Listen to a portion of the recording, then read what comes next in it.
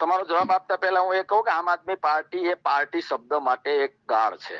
કારણ કે પાર્ટી તમારે મારે સામસામું લડવાનું હોય, આઈડિયોલોજીની લડત હોય, પણ મને ખૂબ વાસ્તવિકતા મારે તમારા માધ્યમથી ગુજરાતના લોકોને, દેશના લોકોને કેવું છે કે ભાજપને ખબર પડી ગઈ છે કે એનો નફરતનો પર્વત બહુ મોટો થઈ ગયો છે અને 27માં ધોરું થઈ જાય એમ છે, 27માં કોંગ્રેસની સરકાર આવે એમ છે. એટલા માટે આમ આદમી પાર્ટીને કોંગ્રેસના મત તોડવા માટે હાથો બનાવે છે. પેલો ગલુડિયાને જેમ બટકું નાખીએ એ રીતનું સાચવવામાં આવતું હોય એ બહુ સ્પષ્ટ રીતે છે. અને દરેક કાર્યકર્તા, હોદ્દેદારો અને આમ આદમી પાર્ટી તરફ વલણ રાખતા લોકોને મારે વિનંતી કરવી છે કે હું કહું એ કદાચ ગળે ના ઉતરતું હોય તો વાસ્તવિકતા જાણો. મારી વાતમાં સત્ય લાગે તો લોકશાહી અને બંધારણનું જેને બક્ષિસ કર્યું છે 7/12માં, જેનું નામ છે મકાનની 7/12 હોય કે જમીનની હોય, એ બધું આઝાદીની દેણ છે. અને આઝાદીની દેણમાં કોંગ્રેસનો કેટલો ફાળો છે, ઉપકાર ભૂલી જવો એ પણ એક પાપ છે. એટલે તમારા માધ્યમથી લોકોને અપીલ કરું છું કે કોઈ પણ આઈડિયોલોજીમાં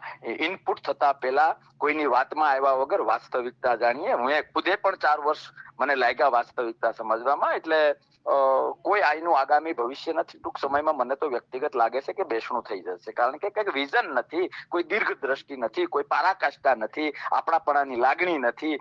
સમૂહ કેન્દ્રીય વલણ હોવું જોઈએ, એને બદલે વ્યક્તિ કેન્દ્રીય વલણ ચાલે છે. સાહેબ, આમાં પરિવાર ના ચાલે તો પાર્ટી તો કેમની ચાલવાની? બધું ધોરું થઈ જાય.